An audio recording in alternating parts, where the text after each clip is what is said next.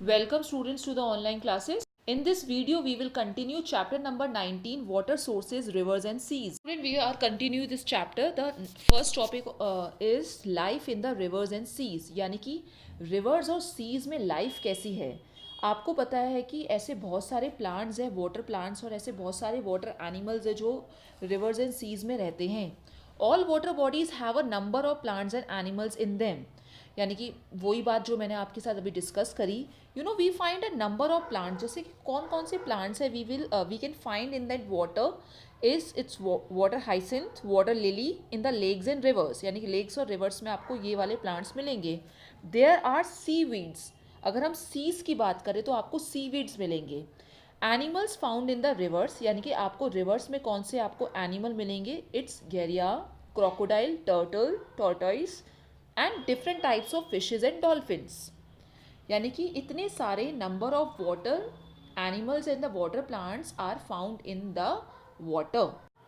Many water birds like pelican, storks, ducks are found near these water bodies. यानी कि कुछ ऐसी water birds हैं जो वाटर बॉडी के पास में, यानी कि नियर द वाटर बॉडीज पाई जाती हैं. The sea water are full of marine fishes. अगर हम समुद्र की बात करें तो समुद्र के अंदर बहुत सारी marine fishes, crocodiles, sharks, whales होती हैं. इसके साथ साथ large coral leaves, crabs, moles आपको सीज में दिखाई देंगे. अब हम बात करेंगे वाटर पॉल्यूशन की. एज यू नो, जो पानी अगर आपको रिवर पे दिखाई देता है, it is not safe because it contains lots of harmful substances. ठीक है. यानी कि जो पानी होता है उसके अंदर बहुत डर्ट है. Water is very dirty because by adding unwanted and harmful substances. और इस वजह से क्या हो जाता है कि पानी खराब हो जाता है. That water we can call them it is water pollution because the water is dirty. Polluted water is harmful for the animals and the plants. यानी कि जो गंदा पानी है वो एनिमल्स के लिए भी बहुत गंदा है, गलत है, और प्लांट्स के लिए भी बहुत ज़्यादा हार्मफुल है. रूरल एरियाज़ में अगर हम बात करें, the local water bodies are the place of busy activities. As you see in this picture आपको दिखाई देगा कि जो उनके आसपास में जो गाँव में जो वाटर बॉडीज़ है, it is full, they are busy activities. यानी कि वो पानी की वाटर बॉडी तो लगती नहीं है, उसमें भैंस नहा रही है, उसमें लोग नहा रहे हैं, वहीं कपड़े धो रहे हैं. यानी कि आप इस फोटो में भी देखो, women gather there to fetch water. Sometimes वो वहाँ पे कपड़े धोते हैं, on the banks of the water body, and the children take bath in. Even the जो कैटल्स हैं वो भी वहाँ पे नहा रही हैं. तो इन सब से क्या हो रहा है, इन सारी एक्टिविटीज़ से जो हमारा पानी है वो बर्बाद हो रहा है, वो डर्टी हो रहा है. ठीक है. वो जो वाटर है वो अब हमारे लिए बिल्कुल भी सही नहीं है. क्या आप उस वाटर को यूज़ करोगे एज अ ड्रिंकिंग पर्पस? क्या आप उसको पियोगे? How do rivers and seas get polluted. यानी कि रिवर्स और सी किस तरीके से पॉल्यूटेड होते हैं. व्हेन वेस्ट फ्रॉम फैक्ट्रीज, जैसे कि फैक्ट्री से जो वेस्ट आता है वो डायरेक्टली उन रिवर्स, लेक्स, सीज में चले जाता है. As you see in this picture, जो भी वेस्ट इन फैक्ट्रीज से आ रहा है, it directly into the water sources. ठीक है. उसके बाद सेकंड पिक्चर में आप देख रहे हो कि जब लोग अपने कपड़े धो रहे हैं, अपने कैटल्स को बाथ करवा रहे हैं, यानी कि वो रिवर के बैंक्स पर ही उनको नहला रहे हो, वहीं कपड़े धो रहे हैं.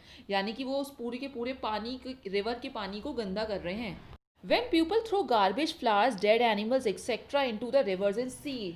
यानी कि अब तो सिचुएशन और भी ज़्यादा ख़राब हो गई है स्टूडेंट्स, क्योंकि लोग अपने घरों का कूड़ा, फ्लावर्स, यानी कि मरे हुए जानवर भी वो पानी के अंदर थ्रो कर रहे हैं, यानी कि रिवर्स और सीज के अंदर. When too many ships and boats run on sea water, when oil is spin from oil wings और oil tankers into the seas. यानी कि जब बहुत ज़्यादा शिप्स और बोट्स चलती हैं ना, तो जो उसका ऑयल होता है, तो वो ऑयल टैंकर से ऑयल थोड़ा थोड़ा बहने लगता है. तो इस चक्कर में भी जो सी वाटर होता है वो ख़राब हो जाता है, वो गंदा हो जाता है. Affect of water pollution on animals and plants living in water. यानी कि क्या अफेक्ट है उस वाटर पॉल्यूशन का जो हम लोग कर रहे हैं, यानी कि एनिमल्स और प्लांट्स के लिविंग पे. यानी कि जो एनिमल्स और प्लांट्स पानी के अंदर रहते हैं उनकी लाइफ पे क्या अफेक्ट पड़ेगा. ठीक है. Animals and plants living in water breathe in air dissolve in water. यानी कि जो भी एनिमल्स और प्लांट्स है वो एयर तो कहाँ से ले रहे हैं, जो एयर वाटर के अंदर प्रेजेंट है वो ही तो लेंगे। यानी कि जो वाटर के अंदर जो एयर डिजॉल्व है उसको ही वो लेंगे, और उस पानी के अंदर अब आपको पता है वो पानी तो सेफ है नहीं, वो पॉल्यूटेड वाटर है। और पॉल्यूटेड वाटर क्या है, एनिमल्स और प्लांट्स के लिए बहुत ज़्यादा हार्मफुल है। When water is covered by layer of oil, जब इसी तरीके से शिप्स और बोट्स चलेंगी तो पानी जो है उसकी एक ऑयल की एक लेयर कवर्ड हो जाएगी, और ये प्लांट्स और एनिमल्स को फ्रेश एयर नहीं मिल पाएगी ब्रीथ करने के लिए, और फिर वो मर जाएंगे, they die. Many animals and plants also die due to toxic substances release in water, यानी कि ऐसे तो बहुत सारे जानवर और प्लांट्स हैं जो टॉक्सिक सब्सटेंस की वजह से, यानी कि जो पानी के अंदर जो हार्मफुल टॉक्सिक सब्सटेंस रिलीज हो रहे हैं उसकी वजह से ही मर जाते हैं। स्टूडेंट्स, अब हम कुछ बात करते हैं कुछ ऐसी चीज़ों की जिससे कि आप रिवर्स और सीज को पॉल्यूटेड होने से थोड़ा सा बचा सकते हो। ठीक है, factories should not B allow, यानी कि सबसे पहले फैक्ट्रीज को ये बिल्कुल भी अलाउड नहीं होना चाहिए कि वो अपने अपनी फैक्ट्री का कोई टॉक्सिक वेस्ट सीधा लेक्स, रिवर्स और सीज में डाले, ये बिल्कुल बंद कर देना चाहिए। उसके बाद जो रिलीजियस प्रैक्टिसेस, जैसे कि लोग मूर्तियाँ विसर्जित कर देते हैं, फ्लैग्स, ये सारी चीज़ें जो डाल देते हैं उन सबको बैन कर देना चाहिए कि पानी के अंदर आपको ये सब नहीं डालना है। Untreated sewage should be releases into the water bodies, यानी कि अनट्रीटेड सीवेज का जो काम होता है वो स्टॉप कर देना चाहिए। ठीक है, care should be taken to check oil spins, यानी कि ऑयल रिग्स से ऑयल स्पिन्स, ऑयल टैंकर्स, ये सब चेक करने चाहिए शिप एंड बोट्स के। People should not be allowed to wash clothes, it's very important and very obvious कि लोगों को, जो विलेजेस में लोग हैं या जो रिवर के आसपास रहते हैं, वो पानी को गंदा ना करें, उसमें कपड़े धो करके या वहाँ नहा करके या कुछ भी पानी के अंदर फेंके ना। Care should be taken to prevent pollutants by from farming, pesticides and the fertilisers getting wash into the rivers and sea by the rain water, यानी कि इस तरीके की हमको केयर करनी चाहिए ताकि हम इन पॉल्यूटेंट्स जो फार्मिंग से जो आ रही हैं उनको रोक सके।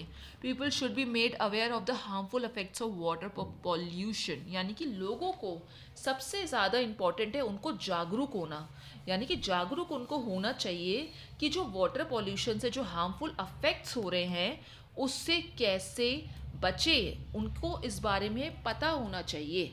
Thank you students.